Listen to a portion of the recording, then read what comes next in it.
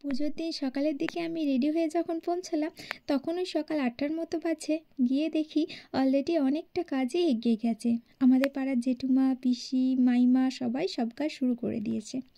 আমি আগের দিন রাত্রে আলপনা দিয়ে আর কিছু কিছু কাজ করে রেখে গিয়েছিলাম। পুজোতে বাবা ও মা দুজনকেই যেহেতু বসতে হবে, সেহেতু সকালের দিকেই খানিকটা কাজ তারা এগিয়ে রাখছিল। মাকে অল্প সময়ের জন্য লাগলেও বাবাকে প্রায় সব পুজোটাতেই থাকতে হবে, আর তাই বাবা আর মাইমা মিলে সকালে রান্নাটা কমপ্লিট করে নিচ্ছিল। লুচি, পাঁপড় এগুলো একটু বেলার দিকে ভাজা হবে। পুজোটা আমাদের শুরু হয়েছিল ওই 11টার দিকে। 11টার আগেই আমাদের রান্না মোটামুটি কমপ্লিট হয়ে গেছিলো। এখানে দুটো কড়াই চাপানো হয়েছিল। আমি দেখছিলাম তেলটা এসেছে নাকি, তখন তেলটা আসেনি। আমাকে তেমনভাবে কিছু করতে হয়নি।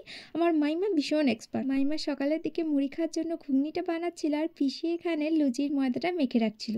মা সেটা দেখিয়ে দিচ্ছিল ঠিক কতটা লাগবে। নারায়ণ পুজোতে হোম, তুলসী এসব করার জন্য কিছু কিছু নিখুঁত কয়েকটি জিনিস লাগে, যেমন সাদা করবে ফুল নিখুঁত 8টা, তুলসী পাতা নিখুঁত 28টা বা 108টাও লাগে। আমাদের বাড়িতে 28টা দিয়েই হয়েছিল।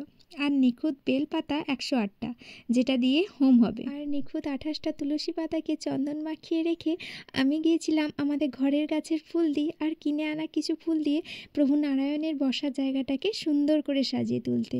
আমার না ঠাকুরকে সুন্দর করে সাজিয়ে পুজো দিতে বেশ ভালো লাগে। আমাদের 12 মাসে পুজো করার ঠাকুরগুলোও মা নামিয়ে দিয়েছিল, আর কিছু কিছু পুরাতন ঠাকুর মা বিজয়া করে দিয়েছে।